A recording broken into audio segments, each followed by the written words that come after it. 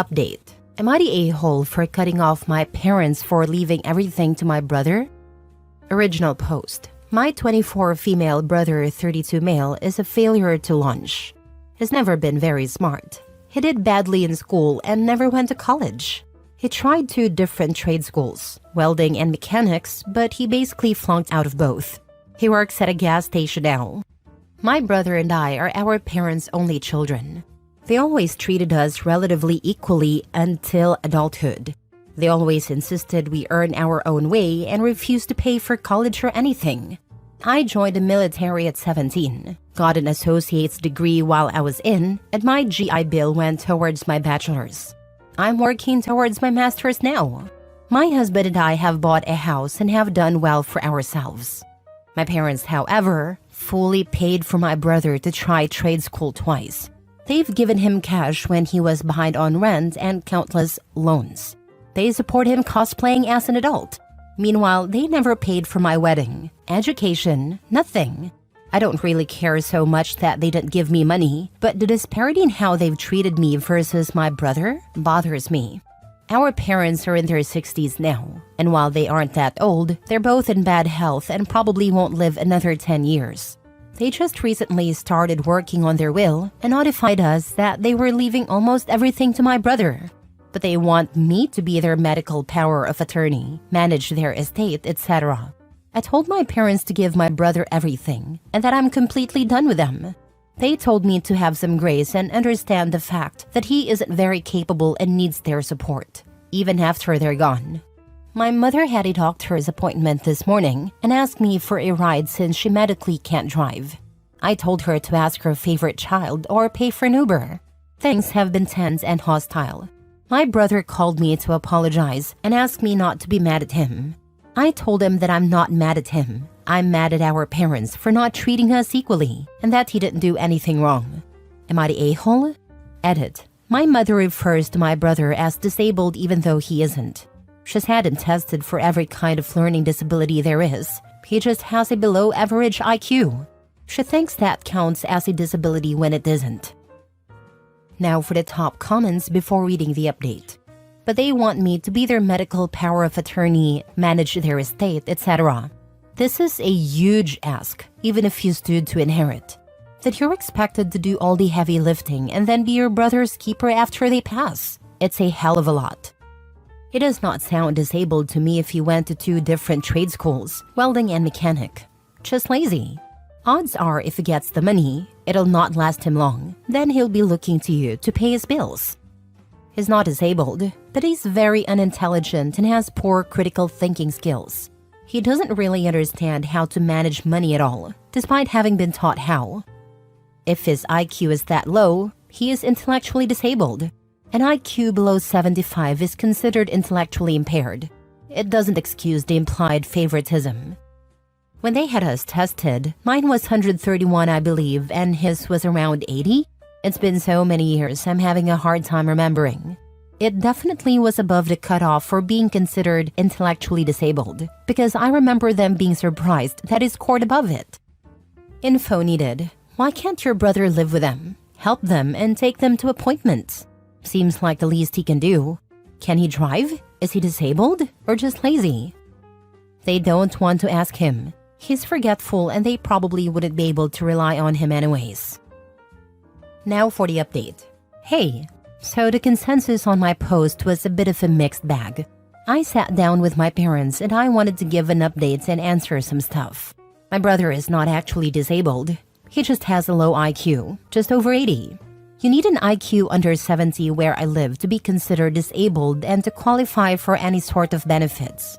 My parents have babied him because from a young age, he wasn't as smart as other kids and had a low self-esteem because of that and was quick to give up on things when they seemed too hard. He does okay on his own now. He works and pays his bills most of the time. He drives and lives with a roommate. On to the update. I sat down with my parents and explained that I've always felt like they treated me worse than my brother. They always emphasized to me that as an adult, you need to support yourself and figure things out on your own. I had to join the military at 17 because I knew they'd kick me out when I was 18. My parents never offered me any support outside of raising me as a child.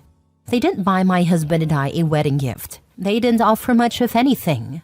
Meanwhile, they brag about having over $1 million in the bank and having succeeded from nothing. Meanwhile, they paid to put my brother through 2 trade schools that he failed out of, offered him money to start his own business. They've always bailed him out when he was short on rent. For me, it's not so much about the money, but about the disparity in how we've been treated. It's obvious that they loved and cared for him more because they were willing to do these things for him, and not me. But despite them not being there for me, I've still done really well in life. I told my parents about all of this, and they were interrupting me and talking over me the whole time. They told me I'm not entitled to a dime when they die, and that I'm an adult and can handle myself. They just weren't understanding or even caring about my point. They told me I need to step up and treat them better, and that it's wrong of me to not take my sick mother to the doctor or take care of her because of money. Eventually, I just gave up on trying to talk about my feelings. They just don't care. I told them that they're adults, and they're not entitled to anything from me. Just like how they were never required to help me, I'm not required to help them. I told them to completely remove me from their will. I'm not willing to be their estate executor, medical power of attorney, nothing. I don't want a dime from them at this point. And I suggested they spend all the money they've saved over the years to pay for good nursing homes and an estate executor because I'm no longer willing to do anything for them. My mother was floored and asked if I'd really put my own parents in a nursing home. I asked if they'd really let their 17-year-old daughter join the army to get actually harassed by older men in order to go to school without taking on a huge debt. My parents cried and yelled at me, and I left. And that's that, I guess. I kind of feel relieved, like a massive weight is off my shoulders. I have a wonderful husband. We own a nice home. I'm getting ready to start working on my master's degree, and we're thinking about maybe having a baby soon. I no longer have to worry about dealing with my parents. They're adults, and they can deal with their own problems, just like I've done mine. And yeah, that's it. I'm not sure if it's the update we wanted, but it is what it is. They've spent so long using you as their personal doormat, they're not even able to break from their delusion that you'll keep presenting your face for them to step on. Congrats on your newfound freedom. It sounds like Opie has made peace with a really difficult decision, and I think it's brave that she stood up for herself and set boundaries. Not the a-hole. Your parents are the a-holes. I know this might be a sucky suggestion, but you may need to go no contact with your brother as well. He'll be stuck with your care, and there's going to be a high likelihood they'll tell him to reach out to you for help. Or your brother may take the easy way out and stick them in a nursing home, which they totally deserve. My brother is not a terrible guy. He makes bad choices sometimes, but at the end of the day, he's still my older brother, and he tries to be good to me. I wouldn't cut him off without a good reason. Next story. Am I the a-hole for leaving my dad's birthday dinner after overhearing my sister's comment about my miscarriage? A few months ago, me, 28 female, and my sister, Ava, 33 female, realized that we were both pregnant. She's been struggling with infertility, so we were all happy for her. I have an older son, 2 male, with my husband, 32 male. Sadly, a couple of weeks ago, I lost my baby. We told my family. They were all supportive, but I did sort of pull away from them. They would have tried to avoid discussing Ava's baby around me, but I didn't want to overshadow her, especially since she's wanted this for a long time. I also didn't want to be reminded of my own loss whenever I saw her. So I haven't been to my parents' place for Sunday dinner since, or really spent time with Ava, which we had been doing a lot before. I replied vaguely to any messages about my absence. It wasn't the best communication for me. Yesterday, my parents were hosting family dinner for my dad's birthday.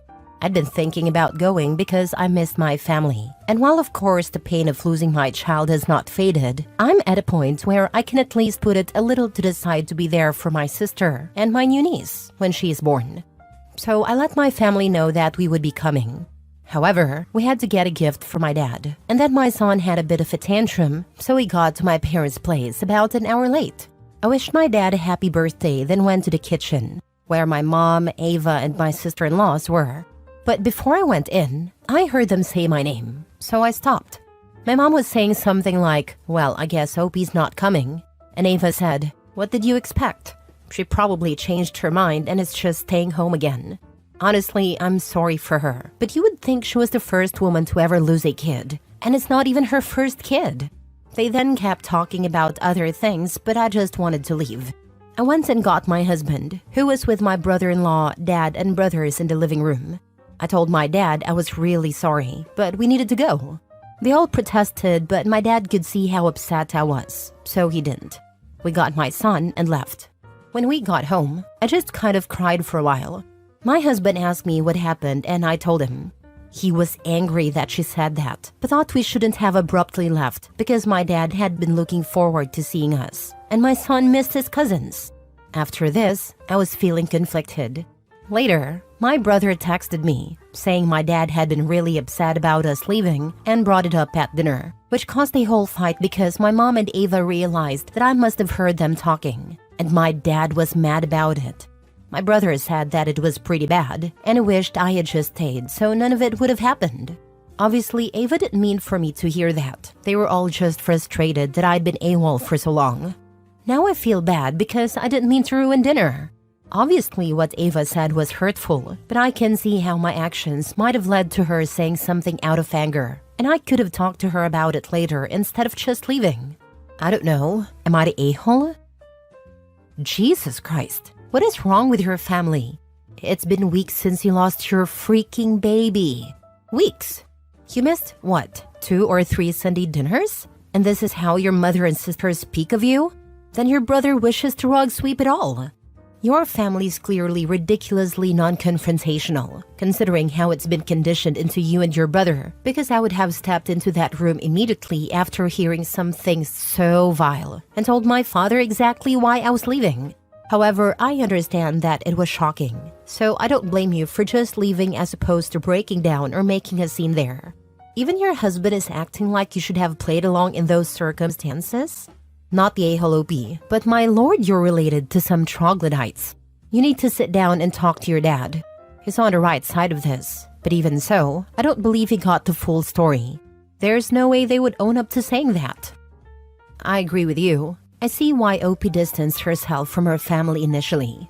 I think I would put that plan back into place more long-term. Next story. Am I the a-hole for refusing to cancel my vacation because my sister needs help with her kids? I, 34, booked a solo vacation months ago. It's a week-long trip to a quiet cabin in the mountains, and I've been looking forward to it for ages. I work a stressful job, and this trip is my way of decompressing and recharging. Last week, my sister Megan, 37 female, called me in a panic. Her babysitter quit unexpectedly, and she and her husband both have work commitments during the week I'm supposed to be away. Megan has 3 kids, all under 7, and asked if I could cancel my vacation to help her out. I felt bad for her, but told her no. I explained that this trip was planned long before her babysitter quit, and that I really needed a time away. I even suggested she try backup childcare services or ask one of her in-laws, but she insisted I'm her best option because her kids know me well.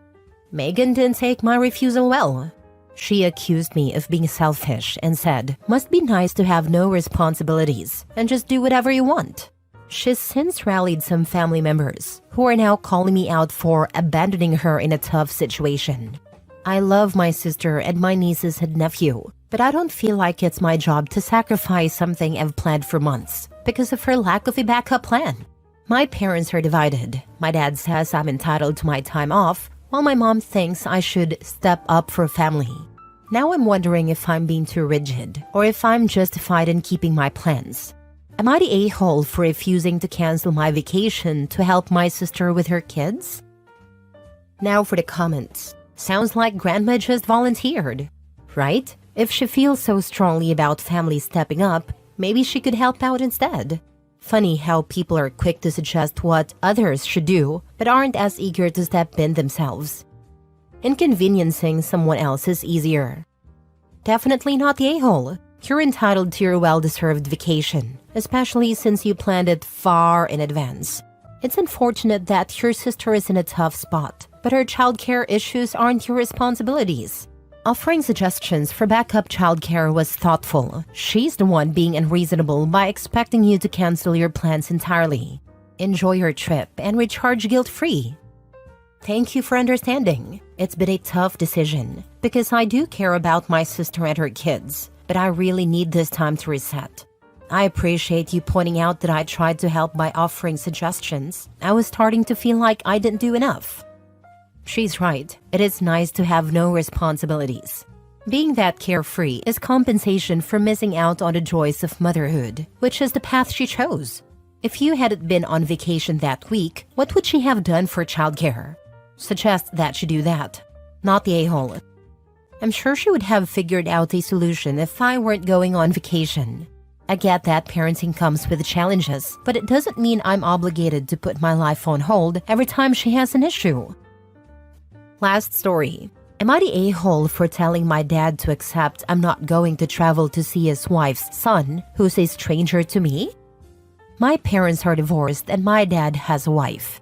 They got married 6 years ago and they met 8 years ago. She has an almost 10-year-old son.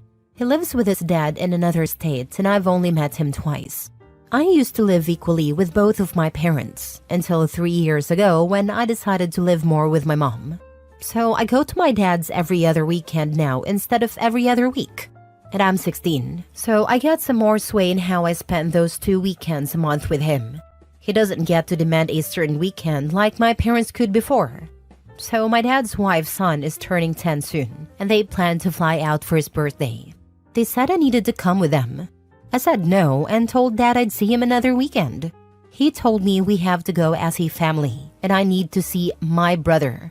I rolled my eyes at him and told him my mom's boyfriend's kids are people I know better, and we don't call each other siblings.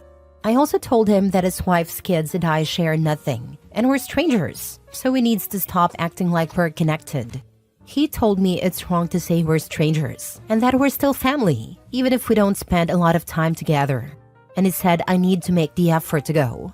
So I told him he needs to accept that I'm not going to travel out of state to see his wife's son who is, and always will be, a stranger to me.